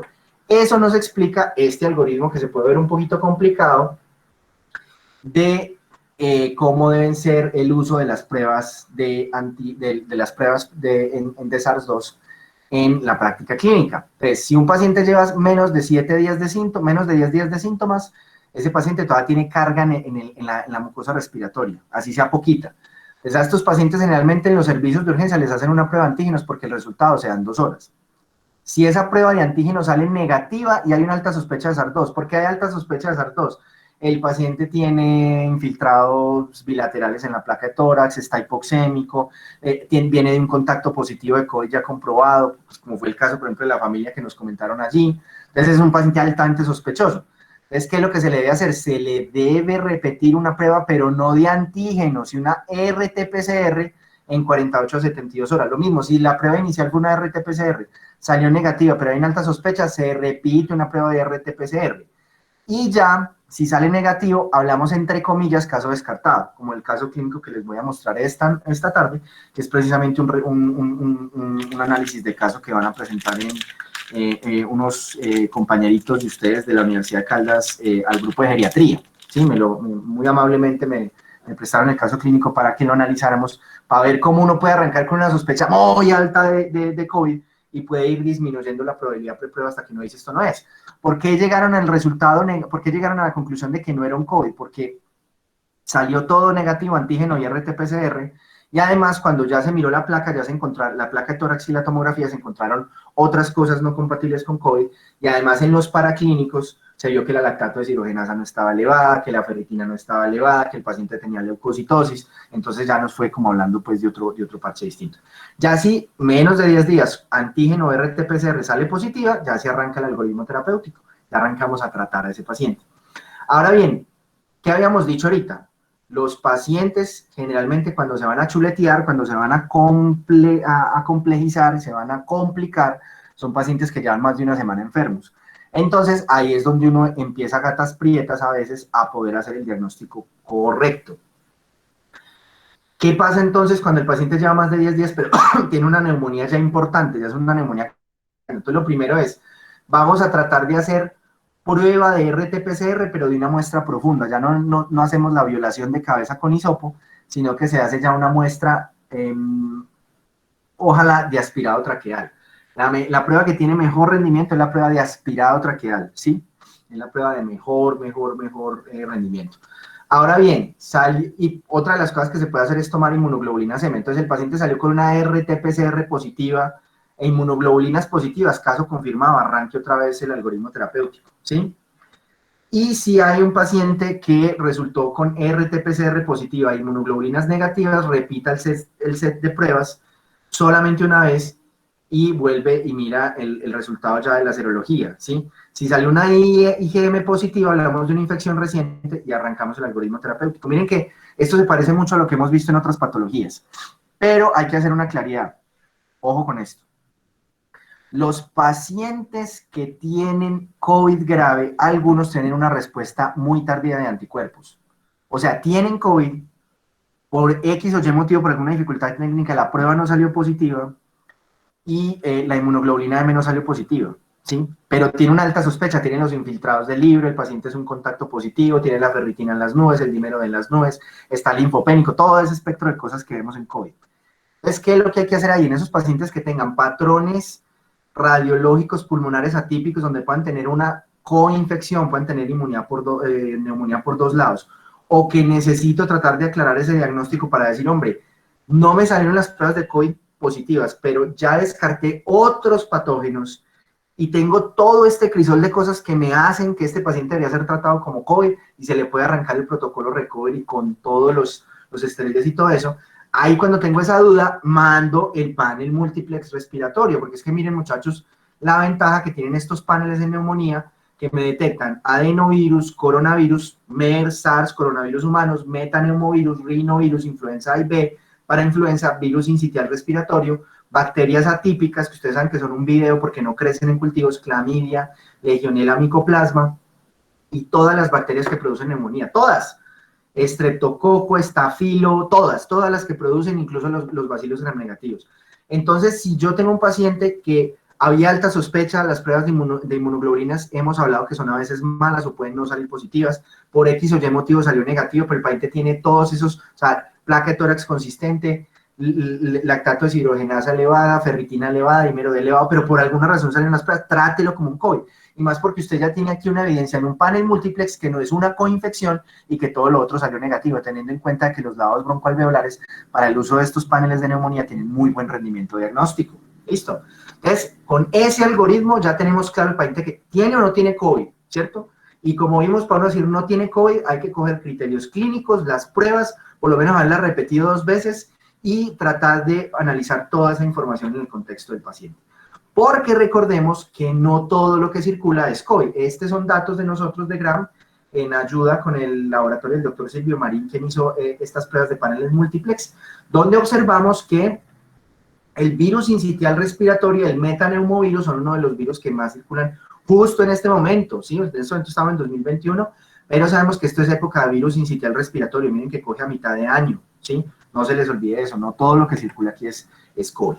Entonces, para hablar del COVID severo, ¿cuáles son los exámenes y el enfoque de lo que se debe hacer? Tenemos entonces que recordar que una vez sea la interacción del virus con los receptores, la infección puede llevar a tres fenómenos específicos, o 2 que nos importan desde el punto de vista de las complicaciones de los pacientes, ¿sí? Los pacientes con un perfil de citoquinas proinflamatorias exagerado que se ve reflejado en algunas pruebas específicas que se le pueden hacer a los pacientes, como la ferritina, la disminución de las células inmunes, especialmente de los linfocitos, y ya las pruebas de coagulación, donde vamos a ver trombocitopenia, elevación del dímero D, donde ya hablamos entonces de una vasculopatía microangiopática. Muchas veces los pacientes que se les afecta tanto el pulmón es por vasculopatía microangiopática, porque acuérdense que el ciclo de replicación del virus produce citotoxicidad directa sobre las células endoteliales, que hace que se activen, y esa activación de las células endoteliales lleva entonces a esta producción de microtrombos que es muy propia de COVID. Entonces, este ya es para mirar si el paciente está grave, ¿sí? Entonces, paciente, caso sospechoso, con síntomas leves, ¿sí? No tiene factores de riesgo, sale para pintura. Entonces, tiene factores de riesgo, ¿qué le vamos a tomar? Lactato, deshidrogenasa, hemograma y radiografía de tórax. ¿Salieron anormales? Sí, se hospitaliza y ya se le hace lactato, deshidrogenasa, hemograma, transaminasas, bilirruina. Desde que algunos pacientes pueden presentar afectación hepática, como lo hemos visto en dengue, malaria. Esto nos permite estadificar el paciente, hacerle las escalas de daño de riesgo, ver la función renal, creatinina, nitrógeno ureico en sangre, ver el riesgo cardiovascular. Recuérdense que los pacientes tienen algo de afectación cardiovascular y pueden presentar elevación de las troponinas, elevación del dímero D y cambios electrocardiográficos. Cuando sospechamos infarto agudo de miocardio en el paciente con COVID, paciente que tenga dolor torácico y que presente una elevación de las troponinas por encima del percentil 99, y allí pues la importancia de esto. Y aparte de eso, necesitamos mirar ya la parte de neumonía, mirar qué tan afectada está la parte de neumonía, y ahí debemos mirar los gases arteriales, la radiografía de tórax o en su efecto una tomografía de tórax para mirar la afectación de esto. Como lo dice muy bien Juan Bernardo, la elevación del dímero D es clave, porque la elevación del dímero D nos está hablando de esa activación de esa cascada y nos debe hablar del riesgo que debe tener ese paciente para el tema de trombosis. Entonces ahí se define por los tipos de atención si se le deben poner heparinas, si no se le deben poner heparinas, o en el contexto de los pacientes con ciertos diagnósticos específicos de coagulación, cuál debería ser el tratamiento de esto. Y miren ustedes que en el paciente que ya requiere necesidad de ventilación mecánica, si no me ha quedado claro el diagnóstico de COVID, tengo un paciente muy afectado por la parte pulmonar, puedo pedir esa PCR multiplexamiada, que es la PCR multiplex que hablamos ahorita, ¿sí? Entonces, esto es lo que esperaríamos encontrar en los pacientes con COVID severo, una elevación absolutamente exagerada del dímero D, proteína C reactiva que nos habla de una hiperinflamación importante, la lactato deshidrogenasa generalmente está elevada de forma significativa, por encima de 250, uno puede ver en los pacientes con lactatos deshidrogenasas de 400, de 600, la troponina debe estar elevada 2 veces por encima de lo normal, pero ya cuando hablamos de una troponina en el perfil 99, ya estamos hablando, ya es probablemente de un daño cardiovascular específico. Y también puede haber el aumento de la ferritina, que nos habla del famoso síndrome de hemofagocitosis. Y los linfocitos, generalmente esos linfocitos van a verse por debajo de 800 células en mayores de 21 años, los linfocitos por debajo de 800. Acuérdense que ya el VIH son linfocitos por debajo de 500, ¿no? Y lo dice Juan Bernardo, y no solamente estos casos, o sea, se han visto casos de neuro y de cardio con dímeros D elevadísimos y generalmente con patologías trombóticas, tromboembolismos pulmonares, y como lo menciona Juan Bernardo, infartos cerebrales de medio cerebro, o sea, usted con medio cerebro infartado, pues qué carajos hace, ¿cierto? Entonces vean este casito, una paciente de 45 años, hombre, obeso, hipertensión arterial, diabetes mellitus, inició síntomas hace 8 días, fue atendido por tele, fiebre persistente, el paciente tenía su propio oxímetro por su patología cardiovascular, ya vio que la oximetría bajó a 87. Pregunta, muchachos, acá en Manizales, ¿cuándo es el punto de corte para iniciar oxígeno? Acá en Manizales, estamos en Manizales, no estamos en la costa. ¿Cuánto es el punto de corte para iniciar oxígeno? No, chino, 88, 92 es en la costa, no se les olvide eso, porque tenemos que ahorrar muy bien el oxígeno. La recomendación es, la acaba de sacar la Asociación Colombiana de Medicina Interna y la Asociación de Cuidado Crítico. Acá en Manizales, como necesitamos ir cuidando los concentradores de oxígeno y las pipas de oxígeno, vamos a ponerle oxígeno domiciliario a los pacientes que les baje por debajo de 88. Los pacientes que estén entre 88 y 92 deben tener una observación clínica, porque el paciente, ahí sí le doy sí la razón a Juanber, los pacientes probablemente vayan a disminuir su saturación de oxígeno, especialmente cuando están entre 88 y 92. Entonces, este paciente ya estaba para oxígeno, este paciente necesita oxígeno, además tiene dificultad respiratoria, ingresa a urgencia y se le hace pues todas las pruebas de rigor. Y en este paciente se encuentra entonces la famosa neumonía multilobar de patrón de vidrio esmerilado en varios campos pulmonares, lo cual nos habla precisamente de un patrón de COVID. Acuérdense ustedes, chicos, que el COVID no es lo mismo que una neumonía lobar. Vamos a ver la radiología muy bonita esta tarde en nuestra clase de neumonía, donde una neumonía lobar generalmente es unos segmentos pulmonares de un solo lobo comprometidos, precisamente porque la bacteria que logró pegar es la que llegó a los alvéolos, logró vencer los procesos de resistencia inmunitaria normal que tenemos a nivel alveolar, y se produce entonces esa complicación en ese segmento alveolar y se van regando el patógeno y la respuesta inmune a través de los poros de Kohn. ¿Qué vemos en cambio acá? El patrón de invasión de las vías en COVID es un patrón bronconeumónico. Eso, chino, exacto. Esto es un patrón bronconeumónico. Porque usted se respira el COVID y pues el COVID no dice, yo me voy a ir al segmento superior del lobo tal. No, usted respira COVID y usted le va por todas las vías respiratorias, acuérdense que arrancan las vías superiores y él se va a ir entonces por los bronquios fuentes y se va a ir yendo por los bronquios segmentarios, y por eso es que produce este patrón multilobar que lo vemos acá precisamente en este corte, en este corte ya no axial, sino en este corte ya horizontal, donde se ve entonces ese compromiso, ¿sí? Acuérdense que todo lo que sea más blanco quiere decir que el alvéolo allá está lleno de líquido, entonces se compromete la oxigenación del paciente, ¿sí?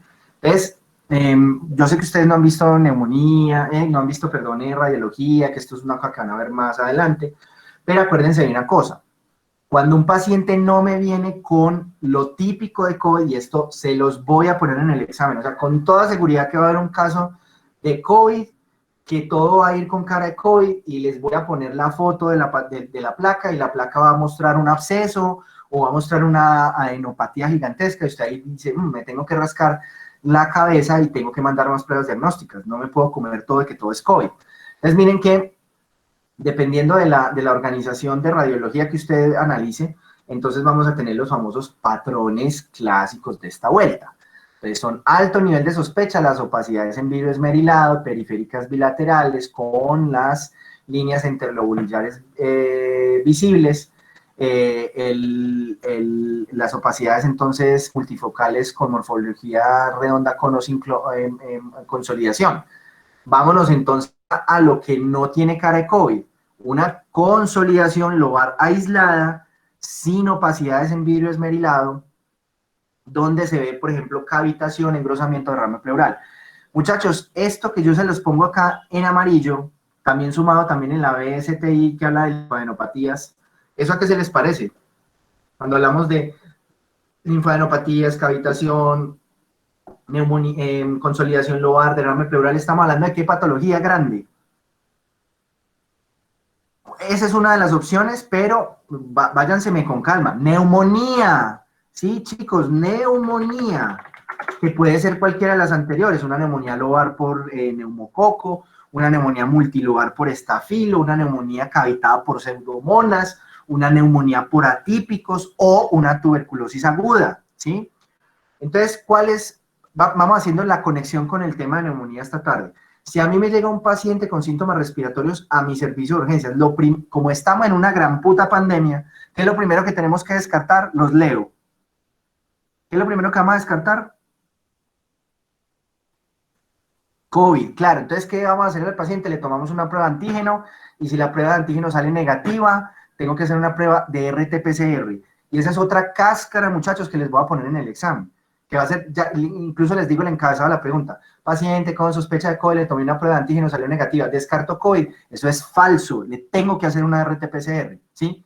Ya después, como ya quedé con la duda y el paciente viene con manifestaciones respiratorias, entonces mientras sale la RT-PCR, yo le tomo una placa de tórax y estadifico esa neumonía, que es lo que vamos a aprender esta tarde. O sea, hago los famosos criterios CURB, ¿sí? Entonces miro si el paciente es mayor de 65, sus comorbilidades, miro la oxigenación, miro la placa de tórax a ver si tiene alguna complicación y miro ya las otras variables clínicas. Entonces digo, este paciente tiene una neumonía, por ahora en sospecha de SARS-2, perfecto. Mariaca, por costos y tiempo, ¿sí? Porque te explico, María Camila, si tú haces una RT-PCR y estás muy de buenas, te van a dar el resultado en 48 horas. Si estás muy de buenas, ¿sí? Pero te puedes demorar con algunos laboratorios externos hasta 15 días. En cambio, la prueba de antígeno, como es una de esas pruebas lateral flow, vean lo chima que son estas pruebas, todo lo que hemos aprendido de ellas, hemos aprendido en sífilis, en VIH y ahora en COVID, esta prueba se comporta como una prueba rápida. Entonces, así en 2 horas vas a saber. Entonces, el resultado positivo te ahorra un montón de trabajo. Ahora, salió negativo, tenemos que hacer la RT-PCR porque es la prueba más sensible, pero es la más costosa y la más demorada. Por eso uno tiene que jugar con lo que tiene en el arsenal. Entonces, en ese paciente que yo todavía lo tengo en estudio con RT-PCR, miro la placa de tórax, miro las variables clínicas. Entonces, pongamos dos escenarios. En un escenario, el paciente tiene consolidación lobar, leucocitosis, lactato deshidrogenasa normal, dímero D normal, PCR elevada, pero no mucho. ¿El paciente que tiene? Tienes una neumonía adquirida en la comunidad, probablemente un neumococo. Entonces, ese paciente lo trato con antibióticos.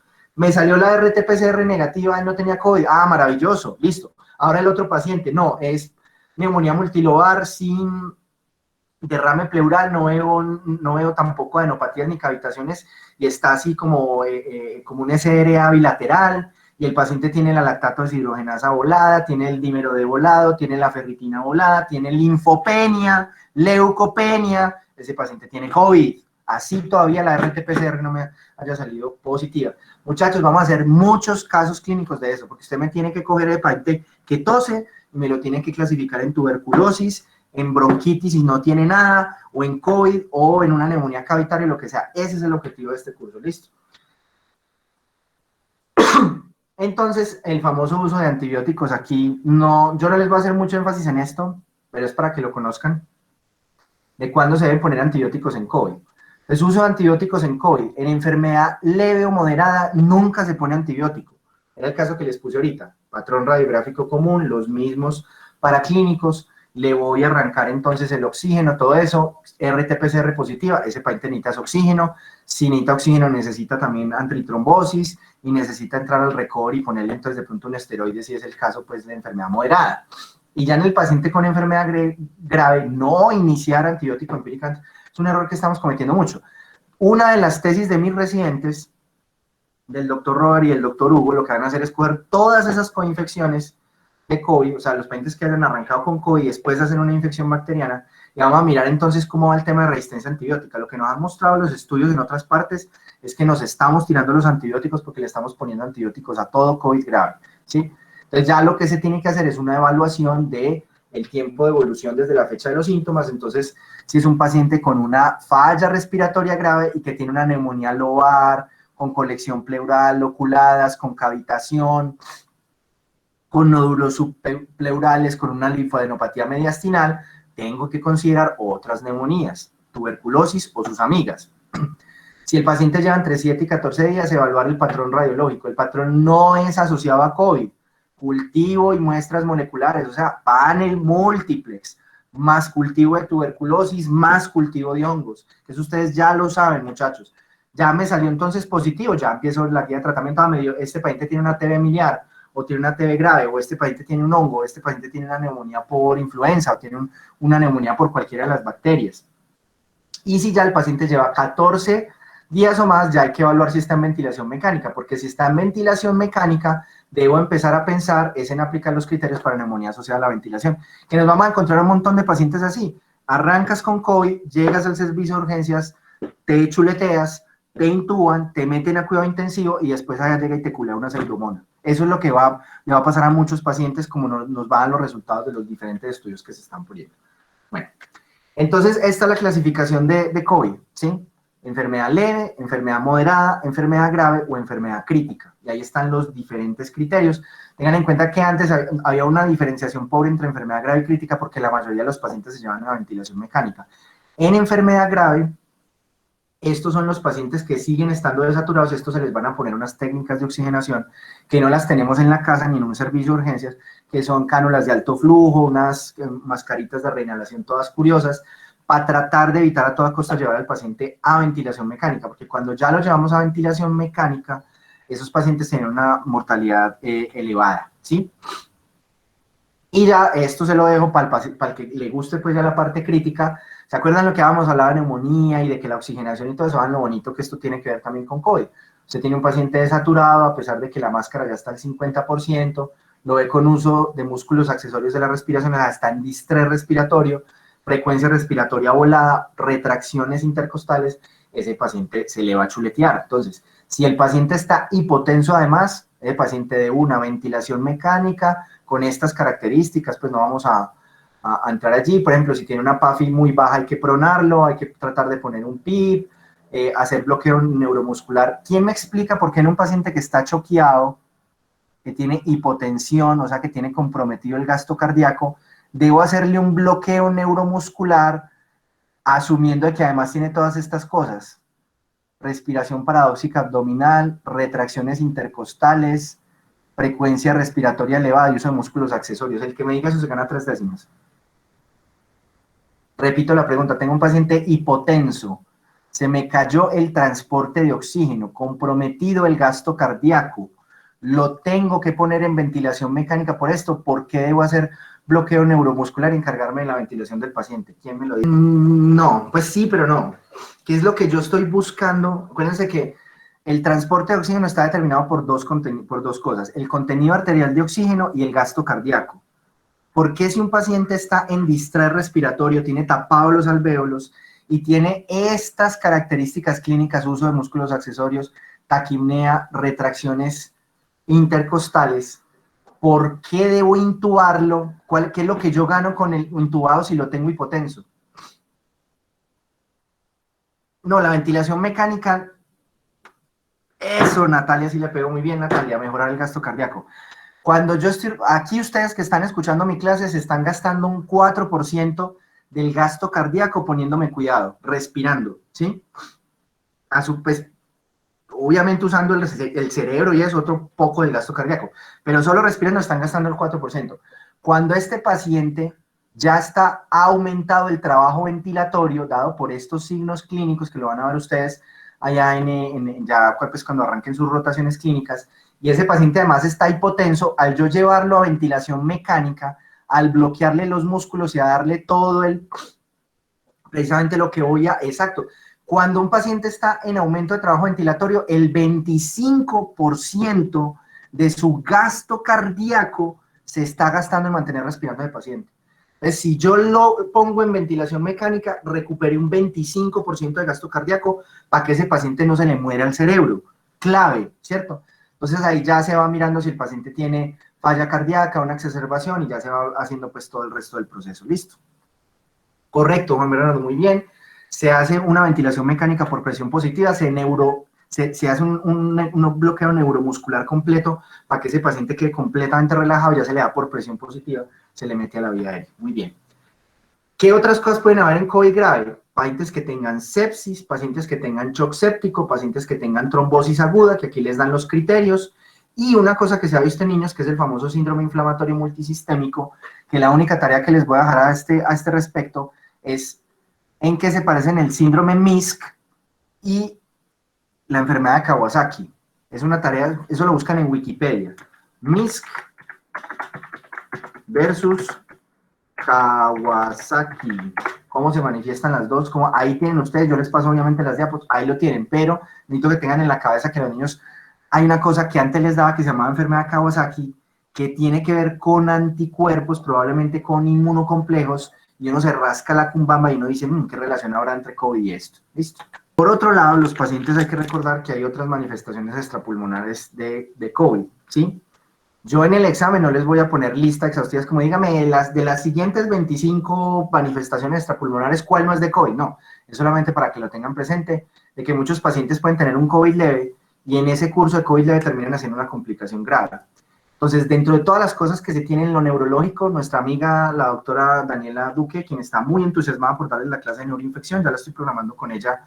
Le había yo preguntado a Sofía Arias qué hacían ustedes el viernes por la mañana, pero ustedes están llenos el viernes por la mañana, porque ella tenía todo el viernes por la mañana, o sea, nos hubiera podido haber dado un seminario de 3 horas. Si se pudiera de pronto hacer un enroque con el profe Pava, podríamos dejar el 28 el viernes por la mañana y estamos con ella con un seminario toda la mañana viendo casos y neuroimágenes y, mejor dicho, súper chévere. Si no, ya miramos, entonces nos toca una nochecita. Obviamente yo les perdono una de las clases del día, pues, que tenemos en nuestra sesión y pues se dan ustedes la pela, hagan de cuenta que para conectarse para una sesión de Gram, de hecho la vamos a grabar para el canal y hacen, sí, hagamos eso. Clase de neuroinfecciones con Dani Duque, miércoles, y esa es la sesión, clase de ustedes y sesión de Gram, matamos 2 pájaros de un tiro. Entonces, miren muchachos, neurológico, encefalopatías, meningitis. En este momento tenemos ya circulando un reporte en Journal of Neurovirology de una paciente con COVID en sistema nervioso central, pero también hay otro tipo de cosas. Las dos más preocupantes es lo que más se está viendo. Síndrome de Guillain-Barré, ¿sí? Y además SBS, que ahorita, por ejemplo, Juan Bernardo nos habló de un caso. Los pacientes con COVID pueden hacer injuria renal aguda, pueden hacer falla renal, pueden hacer proteinuria o hematuria. En la parte hepática pueden elevar las aminotransferasas y la bilirrubina por daño hepático. Por eso es que el paciente grave que ingresa con COVID, ya con sospecha de COVID grave, tenemos que mandarle pruebas de función renal, pruebas de función hepática, que es lo que hacemos en cualquier neumonía grave. Los pacientes con síntomas gastrointestinales pueden persistir con diarrea, náuseas y vómito por unas semanas, y algunos pacientes quedan con una anorexia relativa, aunque a veces también relacionada con la anosmia. Los pacientes, ojo con esto, si un paciente tiene síntomas respiratorios después de un COVID leve, después del día 10 en adelante, tiene dos opciones: o tiene un tromboembolismo pulmonar si le da disnea, o tiene tuberculosis, para que lo tengan presente. Entonces pueden haber tromboembolismos, cardíacos, todo lo que se les ocurra.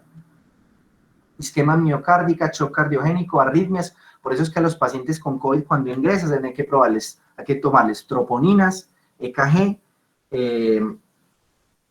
y obviamente pues el dímero D para evaluar el tema de trombosis. Y en la parte endocrina hay algunos pacientes que han hecho hiperglicemia o incluso cetoacidosis diabética, y hay papers, los que quieran, las manifestaciones dermatológicas de COVID, pero todas parecen ser autorresolutivas, ¿sí? Cada uno de estos males o de estos compromisos tiene sus diagnósticos diferenciales, ¿sí? Ojo, yo no les voy a preguntar en el examen para el corazón, usted debería mandar los siguientes exámenes, no, eso ustedes lo van a usar más en su práctica clínica, yo simplemente porque tengan la información. Pero miremos cositas que sabemos. Por ejemplo, llegó un paciente con COVID y tiene una diarrea aguda que empieza a presentar síntomas de alarma. Por ejemplo, empieza a presentar sangre, empieza a presentar signos de shock. Entonces, miren lo que le piden acá: mande por favor coproscópico para diferenciar la diarrea inflamatoria e inflamatoria, coprocultivo y además toxinas para exposición previa. Y estudios complementarios, panel múltiplex de PCR. Vean, ¿lo aprendimos en diarrea o no? Entonces, si un paciente llegó con COVID, pero tiene vaciada la diarrea, empieza con diarrea con sangre, tengo que estudiar esa diarrea, ya sabemos cómo la estudiamos, ¿sí? Entonces, para que vean que las cositas se van relacionando, pues, con todo. Entonces, digamos que esto les va a servir mucho. Es el otro semestre que ya entran a clínicas, que tengan un paciente con COVID y les dicen, ay, ese paciente empezó a hacer unas pérdida de la fuerza en las manos. Entonces usted dice, este paciente puede tener una polineuropatía. Entonces, ¿qué es lo que debemos hacerle? Los estudios de neuroconducción, la electromiografía, el estudio del líquido cefalorraquídeo, ¿sí? Sí, de hecho, precisamente cuando ya me autorizan a mostrarles el paper, les voy a mandar el paper que hicimos con el profe Alfonso y con la doctora Daniela Duque, donde precisamente discutimos eso, para poder nosotros detectar esa baja carga de partículas en líquidos, no en los líquidos estériles, líquidos cefalorraquídeos, sino ya y todo eso, necesitamos unos protocolos de alta sensibilidad. que son los protocolos de, por ejemplo, como el protocolo Caldas, que utiliza 3 ondas de PCR. ¿Listo? Entonces ahí tienen los exámenes de cómo debe vigilar uno el paciente COVID. ¿Listo? Hay que recordar que los pacientes vuelven a ingresar y esto es una de las grandes tragedias de COVID, ¿sí? Y yo les puse este artículo que además está muy chévere, que es un artículo que salió en 2020 en JAMA, a finales de año en diciembre, donde nos muestra la relación de COVID y los reingresos, pero también de otras 2 patologías que nosotros ven, pues que ustedes ya aprendieron en PATO y también aprendieron acá, como la neumonía. Entonces se hizo una cohorte multihospitalaria grande, miles de pacientes, y se miró, les dio COVID y les dieron de alta. ¿Cuántos de esos vuelven a ingresar? Ponle cuidado lo interesante estas gráficas. Vean pues lo interesante, muchachos. Después de que yo le di de alta a los pacientes por COVID, y ojo que es pregunta de examen porque toca 2 temas, los pacientes con COVID tienen más reingresos a el hospital a cuestión de sus complicaciones agudas. Probablemente, ¿cuáles? Probablemente tromboembolismos, complicaciones neurológicas o cardiovasculares. Pero después de que pasa ese espectro de esos 10 a 15 días, miren, 10, 20 días, después de haber salido del COVID, ya empiezo a tener más readmisiones, más ingresos otra vez, que hayan sido reingresados otra vez al hospital o hayan muerto. Miren ustedes cómo los pacientes con neumonía, a los 50 o 60 días después de haber salido, el 30% se han readmitido o se han complicado y se han muerto. Los invito a que se estudien muy juiciosos el primer que les pasé de neumonía, donde habla un capítulo brutal que dice las complicaciones de la neumonía. Y habla de 2 complicaciones, muchachos, que se tienen que saber, que son las complicaciones cardiovasculares y las complicaciones, los pacientes que hacen sepsis, ¿sí? Tener muy presentes esas 2 cosas. Obviamente el paciente que hace sepsis nunca salió del hospital, pero el paciente con riesgo cardiovascular, esa neumonía, que es toda una acumulación de inflamación grave sistémica, termina jodiendo y activando el endotelio, se terminan complicando las placas ateromatosas, y por eso muchos de los pacientes, y estamos hablando de nuestros abuelos y nuestros papás, que hacen su neumonía, uno ya sabe cuando hacen su primera neumonía hospitalizada, que a ese viejo le queda poco tiempo de vida. ¿Por qué? Porque muy seguramente después hace un SB o hace un infarto relacionado con esa inflamación que queda, digámoslo, residual, que complica las placas ateromatosas que antes no estaban inestables. Miren, en falla cardíaca ocurre lo mismo. En falla cardíaca al inicio se reingresan más los pacientes con COVID, pero después ya se estabilizan si no les dieron esas complicaciones agudas. Conclusión, las readmisiones de los pacientes con COVID ocurren por las complicaciones posagudas inmediatamente después, que generalmente son neurológicas, cardiovasculares o tromboembólicas. ¿Listo?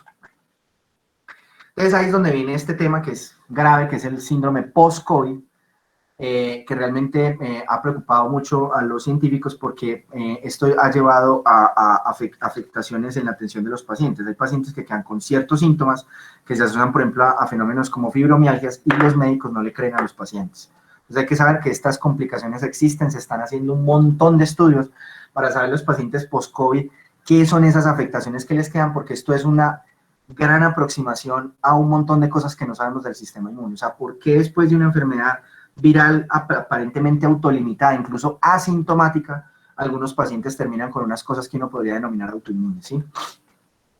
Entonces esto es más o menos lo que tenemos. Entonces tenemos los pacientes pues que tienen la enfermedad aguda, la carga viral, sí, arrancan ya su enfermedad, esto es el periodo de incubación clínica, que es de 2 semanas, arranca entonces la enfermedad como tal, se hace entonces el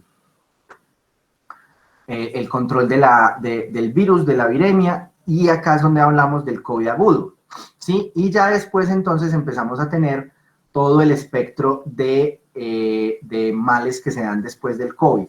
Tenemos unos que se producen, que llamamos subagudos, ¿sí? Que son aquellos que se producen hasta la semana 12. Y ya después tenemos otros que ya van más de 6 meses de duración. ¿Qué se ha tenido? Los más tradicionales o los más frecuentes: fatiga, disminución en la calidad de vida, debilidad muscular, tos, disnea, requerimiento de oxígeno persistente, especialmente con pacientes con comorbilidades, dolores de pecho, dolor de cabeza, perdón, y una cosa que se llama brain fog o alteraciones cognitivas. Yo les voy a ser muy honesto, muchachos, a mí me daba pavor eso, me da miedo que me hubiera dado eso, y pues yo vivo de mi cerebro, ¿cierto? Y uno pues obviamente no ha sido muy deferente con su cerebro en su juventud, la verdad sea dicha, me da culpa, pero uno dice, fue puta, a mí nunca lo dejé bobo, yo vivo de él, ¿sí? Pues del cerebro. Entonces, esto hay que tenerlo presente, que todas estas cosas se van a presentar en los pacientes y que se pueden presentar en las 12 semanas o ya incluso hasta 6 meses, y hay que tener eso presente. Entonces, en este estudio, que yo creo que es de lo más bonito que se ha hecho, el que le guste la reumatología, se lo recomiendo mucho, donde habla de cada síntoma y cada cosa órgano específica relacionada con la inmunidad. Entonces le dice a usted, vea, si le da entonces, si hay afectaciones cardiovasculares, hay dolor precordial y hay aumento de troponinas, y esto se va a manifestar en derrame pericárdico o infarto agudo de miocardio. O por ejemplo, el paciente tiene delirium, confusión y coma. ¿Cómo vamos a ver eso en forma de encefalitis? O el paciente tiene, por ejemplo, anemia severa o ictericia. ¿Cómo vamos a ver eso en forma de anemia hemolítica? Esto no los voy a joder en el examen, no se preocupen, pero les va a servir mucho para SEMI, ¿sí? Para cuando arranquen rotaciones clínicas, porque entre el diferencial de muchas cosas que usted va a ver un paciente donde uno no le cuadra las cosas, debe uno preguntarse, ¿le dio COVID? Y si le dio COVID, debe tratar de mirar si sus pacientes están haciendo alguna manifestación de este espectro. Y no todas las cosas dan al mismo tiempo. Vean que esto es muy importante. Cuando los pacientes arrancan el COVID, después de esos primeros días de síntomas, miren que hay unas cosas que son inmunomediadas agudas, como por ejemplo las miositis y las vasculitis. Estos se producen probablemente por esos anticuerpos iniciales y se dan entonces todo este espectro de síntomas. Entonces, la miositis y la vasculitis, por ejemplo, dan de forma aguda mucho más rápido y ya se van presentando como más larvadas en el tiempo. Los síndromes hemofagocíticos que ya requieren de una respuesta inmune manifiesta, donde ya se ven todo eso de la ferritina volada, el dímero D, todo eso, generalmente se va a presentar una semana después del COVID. Y los pacientes, por ejemplo, pueden presentar una mielitis, ¿sí? Una mielitis transversa la pueden presentar en las primeras 2 semanas, una encefalitis, como es el caso de nosotros, se presentó de forma aguda en apenas un 5 días después del inicio de COVID. Mientras que el Guillain-Barré, por ejemplo, se va a presentar es por acá después del día 14 o 15, ¿sí? Donde ya los anticuerpos circulantes hacen la acción contra la mielina y se produce la desmielinización. Entonces esto, vuelvo y les insisto, muchachos, les va a servir mucho en semiología cuando tengan cuadros asociados a COVID para usted poder comprobarlos o descartarlos de acuerdo al patrón temporal de los síntomas como tal. Miren, por ejemplo, la miocarditis y el taponamiento pericárdico se ocurren de forma temprana, las glomerulonefritis de forma temprana, la pancreatitis un poco también, y el eritema multiforme, que es una maricada que nadie sabe qué es, se presenta en cualquier punto como el eritema multiforme se relaciona pues con todo.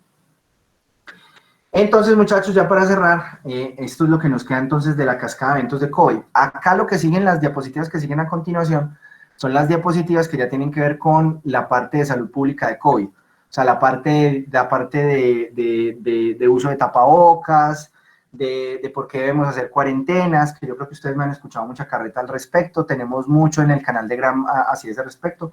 Los remito a que busquen en esto. Tengan presente esto, muchachos, y les voy a poner esto de la cascada de eventos con el tema de las marchas. Nosotros ya pasamos el tercer pico de COVID acá en Caldas, ¿cierto? Ya estamos en este momento en 75-80% ocupación de UCI, no más entre 150 y 300 casos diarios, aunque seguimos teniendo muchos muertos diarios por COVID, qué lástima. Entonces recuerden que cuando aumenta la movilidad, que en este caso es, por ejemplo, las marchas, lo que vamos a tener es que en unos 7 días, o sea, en estos días más o menos, ya algunos pacientes de que estuvieron en las marchas van a empezar a toser. Esos pacientes con síntomas empiezan a toser, algunos de estos van a consultar a su EPS, estos se van a volver casos activos cuando los confirmamos por prueba, esto se va a dar en los próximos 4 o 5 días, y más o menos a unos 7 o 8 días ya van a empezar a hospitalizarse, o sea, al 15, ¿cuándo fueron el punto máximo de las marchas? Fue entre el 28 y el 4 de mayo, ¿cierto? Quiere decir que los casos activos ya confirmados los vamos a empezar a tener desde el día de hoy hasta más o menos unos 4 días después. Y las hospitalizaciones las vamos a empezar a tener más o menos hacia el 20 de mayo. Al 20 de mayo vamos a ver las hospitalizaciones que se empezaron a generar. ¿Qué es lo que probablemente vamos a ver? Que por las marchas y la movilidad de las personas en la calle, como la mayoría son pacientes jóvenes, personas jóvenes, la vasta mayoría eran jóvenes, ninguno, muy poquitos se van a complicar y se van a contagiar.